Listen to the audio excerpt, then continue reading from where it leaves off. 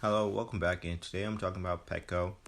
This company is a $6 billion company, and I think it's very undervalued.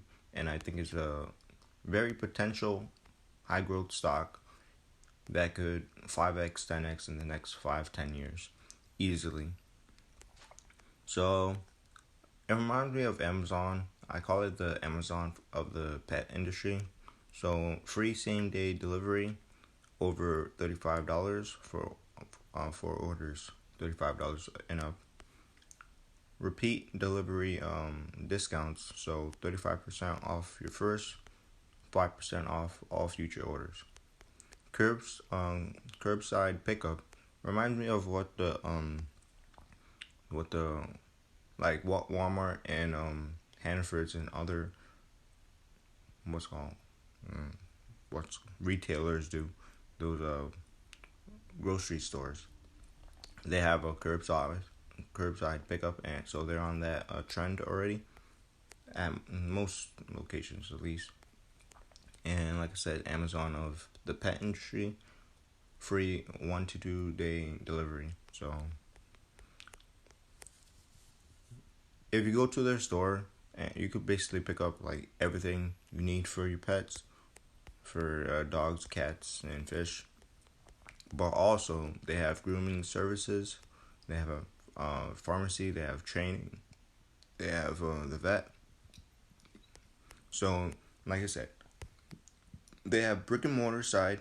They have the e-commerce side. Well, like you could order something online. You could go pick it up at the brick and mortar, and then you could set a appointment or a date or one of these services too. So that's a huge advantage over the regular pet store, pet competitor company. So popular brands, they have popular brands in the pet industry. If we go into their investor relation, as a fully integrated health and wellness company for pets, Petco is on a compelling growth trajectory as it redefines the pet care industry. We are a beloved pet care brand with more than 55 years of service to pets and the people who love and care for them. In recent years, we have embarked on a significant transformation, repositioning our business from a traditional retailer to a disruptive, fully integrated, digital focused provider of pet health and wellness offerings. Through our connected ecosystem, which offers premium service, veterinarian care, and membership opportunities, we attract high value customers in a large and growing addressable market and create communities that deepen the pet parent bond. So Petco is uniquely positioned to lead the pet care market, which has experienced a rapid acceleration powered by sustainable macro trends, including increased pet ownership, greater spend per pet, and the continued humanization and premiumization of the pets we all love. So yeah, they're talking about more people are getting pets and more people are spending more on their pets through the years. So the entire Petco family is on a mission to improve lives for pets, their parents, and for more than 26,000 Petco partners who work here. So they obviously have 26,000 employees. Together, we're also creating a company with accelerating growth and a path to profitability that stands out among our mass grocery and online store competitors. So like I said, they're not only they sell groceries and stuff, they also sell services, and they're also online. So that's a huge advantage than just a pet store that is a retailer or a pet store that's online. They have both sides of the market, to be honest. Not only are they retailer, They're also an e-commerce brand. Not only do they sell essentials for pets, they also sell services at their brick and mortar shops that connects to their e-commerce. So it's like one whole ecosystem, to be honest, just like what they said. At our core, we're focused on purpose-driven performance, and we're committed to remaining true to our shared belief that what best for pets is always best for Petco, whatever that means. All right. So I'm gonna just go through one of their chief. I'm gonna just look at their CEO, or I mean, not this, not the CEO. Whoops, I was reading all of them, but if you guys want to read all of them, just go to their website and like click this link, and you'll find everything about the store. Well, you should do that anyways. So I'm gonna just talk about their CEO. They have a management team, and then they have the board of directors. It says more on their, I think it says more on their management team than on their board of direction. So Ron serves as Chief Executive Officer for Petco, a category-defining health and wellness company with more than 55 years focused on improving the lives of pets, pet parents, and our own Petco partners.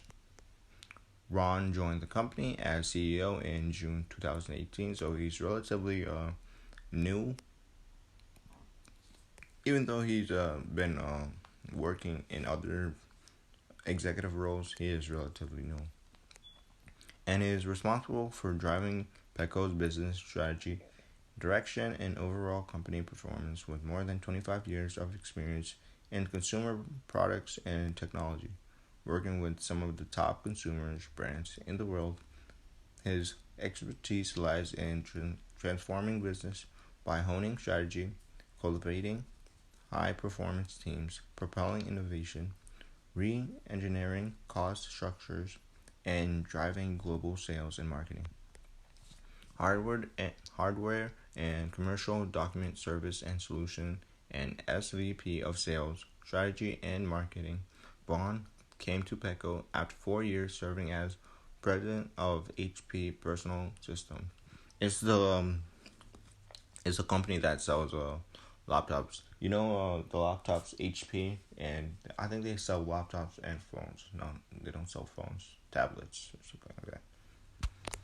Well, it's a $33 billion global business that offers consumers and commercial products and services. Previously, he served as HP SVP of Consumer PC, SVP of LaserJet.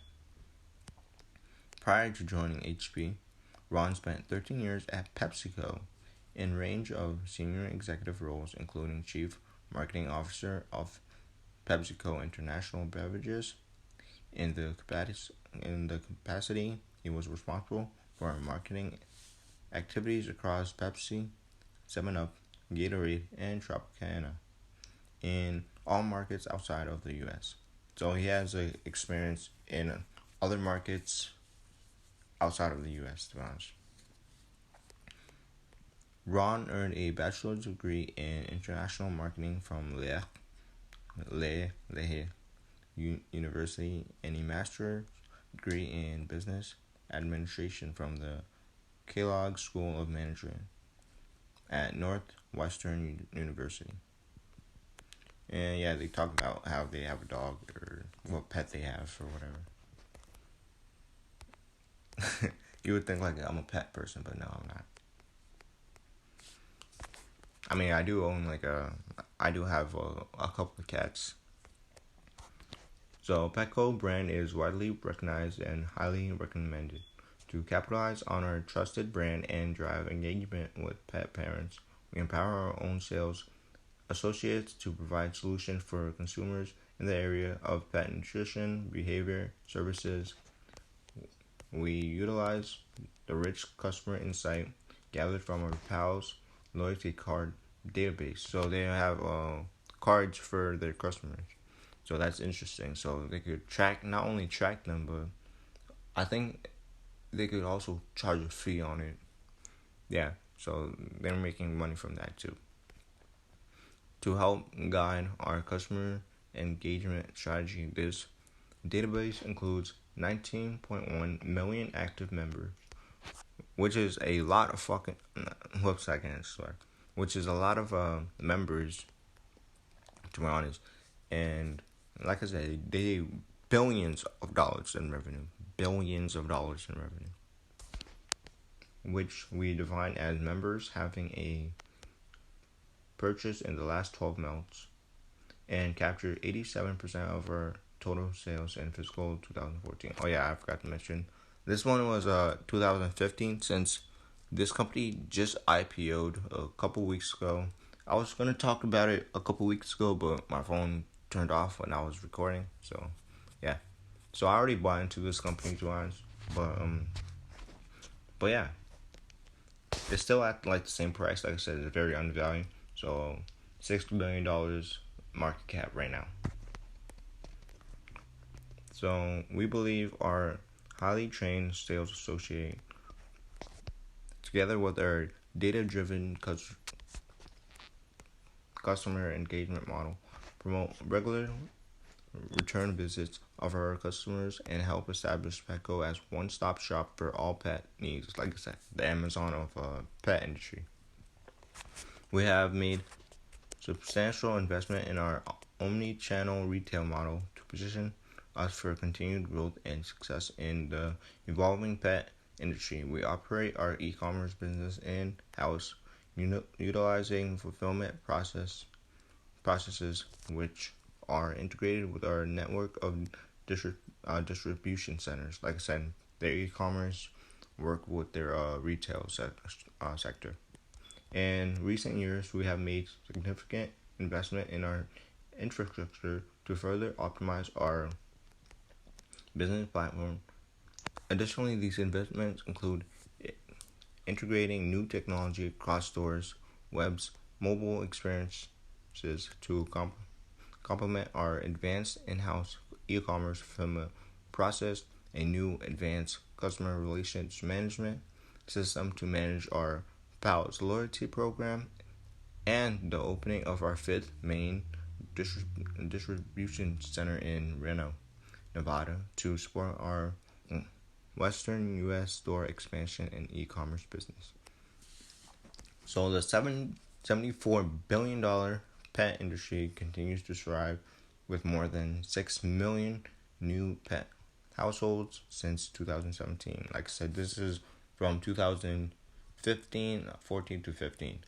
The reason why I don't have the recent one is because, like I said, this company just IPO'd and they didn't release their statements yet, all of their statements. So I'm looking at very old ones from a different website, from like a secured website, obviously. So let's go down and let's look at their numbers.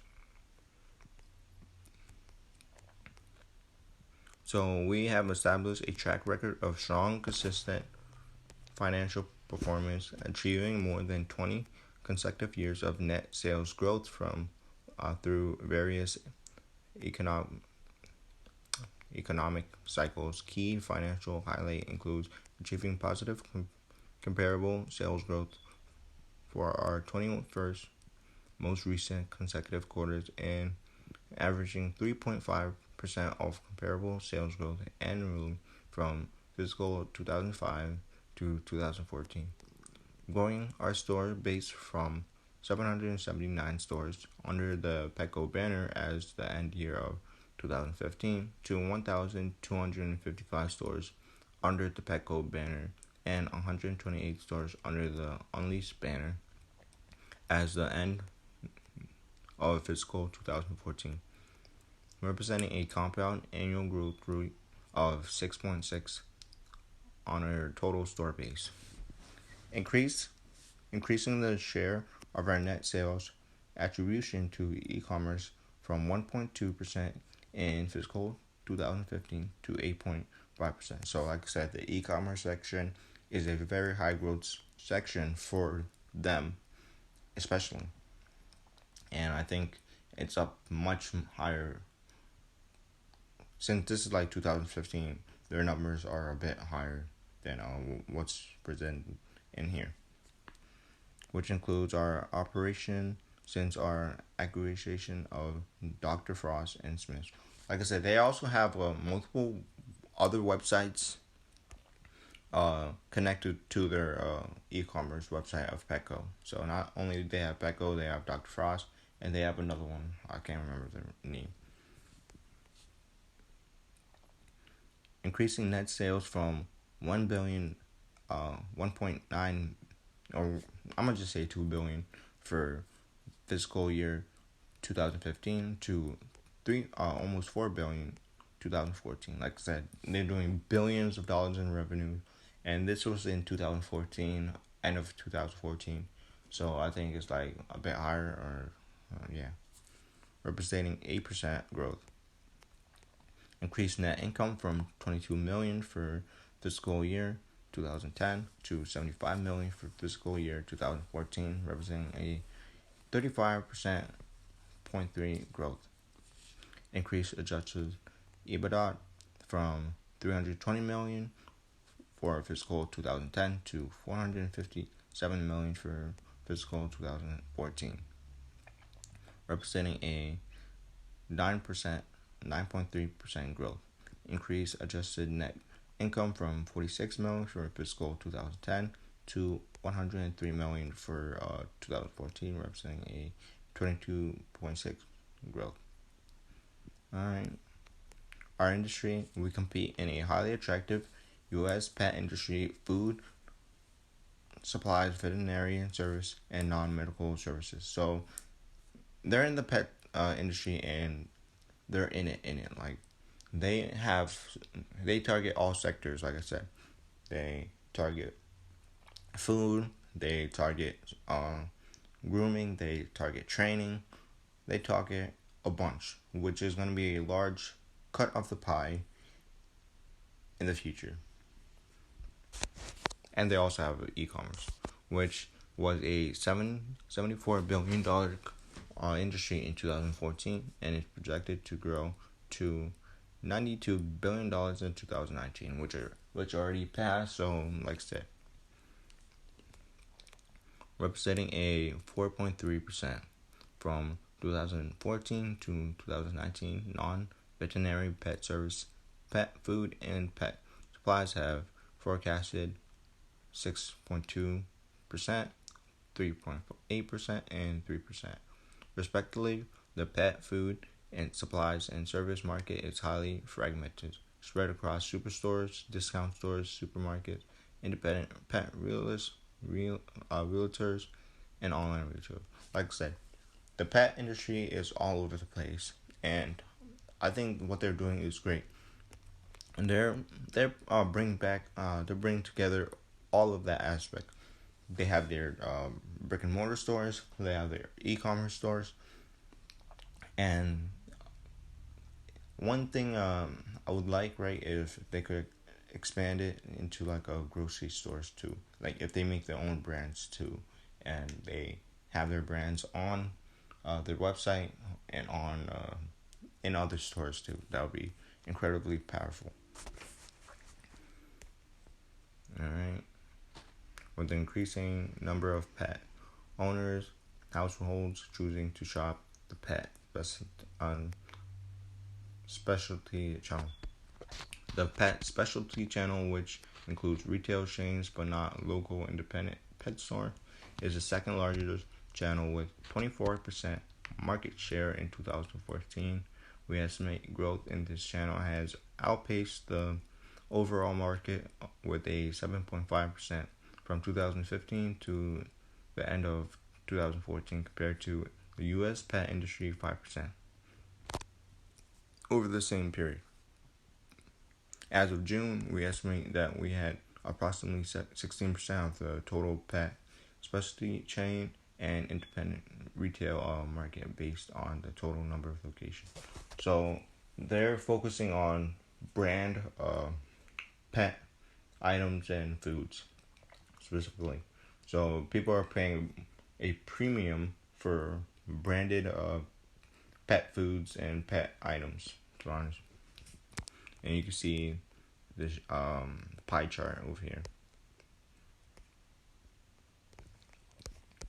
The pet industry is categorized by the following trends that we believe positively impact our competitive position. Stable, defensive sectors with continued attractive consumer trends. The pet industry has consistently demonstrated resilience across economic systems, in parts by the replenishment nature of consumable products and services as pet food, grooming, and veterinary services.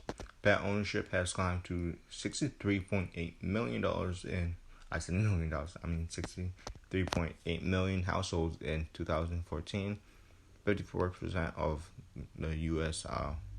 Housing, up from 61.2 million households in 2010. So 53% is up like a percentage. Spending on pet has consistently increased even during the last recession and is projected to reach $76.6 billion in 2015, up from $62.7 billion in 2010 and $47.2 billion in 2005, with the average household spending approximately $1,150 per year at the end of 2014. So you can see the projected growth. Even during like a recession, it was still growing. So the pet industry is a very strong industry, and you can see how strong it is. Continued expansion of the pet humanization trend. At the forefront of the pet industry momentum is pet humanization, the trend in which passionate, loyal pet parents view their pets as family and strive to provide better care for their pets through premium food, like I said, supplies and services with which they provide. And like I said, they're the leading e-commerce brands. Not only the leading e-commerce brand, but they have brick and mortar shops all over the place, and they're a well-known brand. I even heard of Petco before I was looking into these stocks and stuff. All right, where was I? Yep, the pet immunization trend is demonstrated by a result of 2014 survey of pet owners conducted by Package Fact, set forth on the following charts. So if you look at the charts, I consider my dog and Flashcart to be part of a family.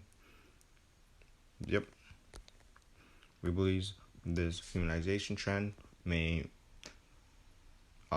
leads many pet parents to seek to provide high quality care for their pets with premium food, supplies, services, which is further increasing spending in the pet industry, as 68% of dog owners and 63% of cat owners reported that they enjoy purchasing pet products and pamper their pets.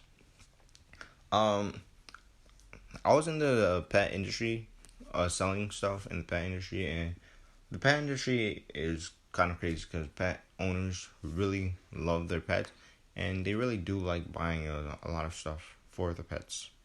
A lot of sales. So, yep. I'm gonna read a couple more of that later, but I don't want my phone to die or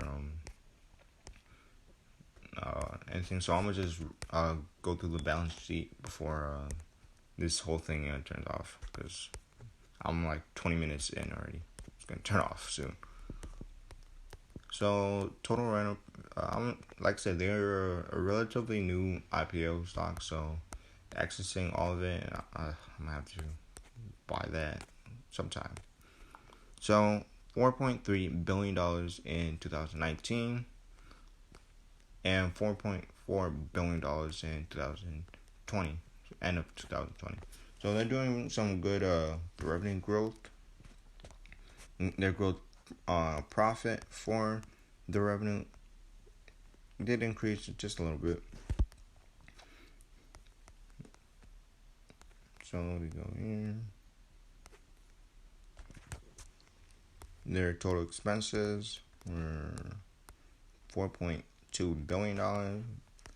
Like I said, they are losing money, right? But I think in the future they could most definitely make this money back, or become profitable in the future.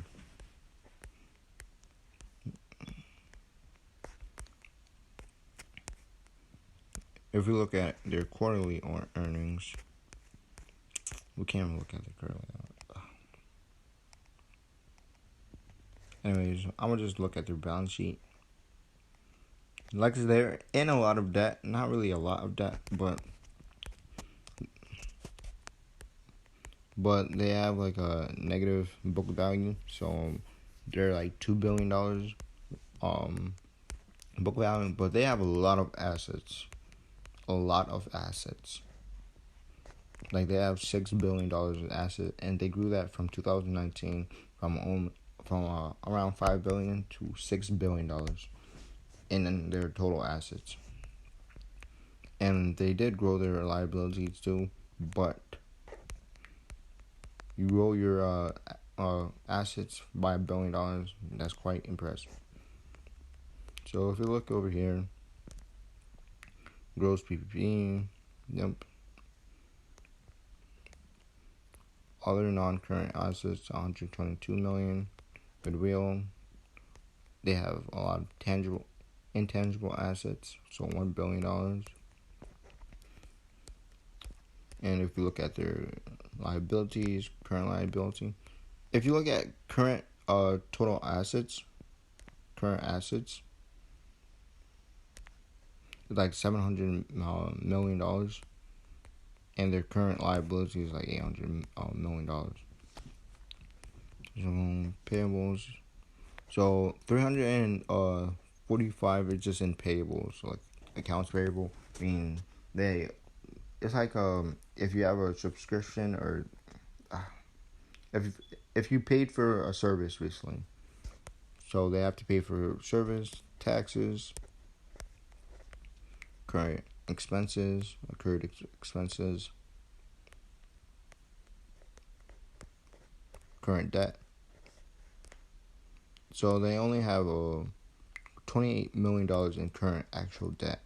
So the rest is like in leases and stuff. So they have a bunch of leases. They have $278 million in leases in their brick and mortar shop right now. So they might actually be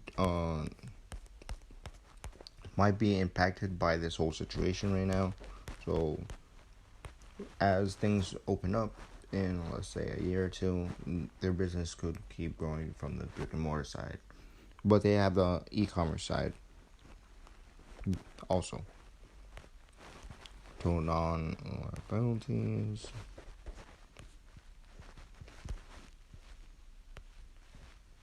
Mortgage benefit. They have long-term debt, and they have long-term capital leases, which they just got. This one they just got for 2020.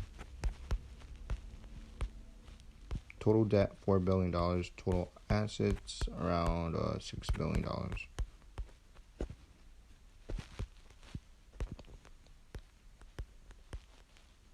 Net tangible assets around negative $2 billion.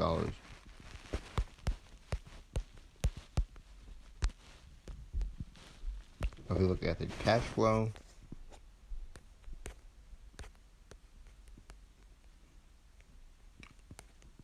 so they had $110 million in cash flow 2020. If we look at the quarterly,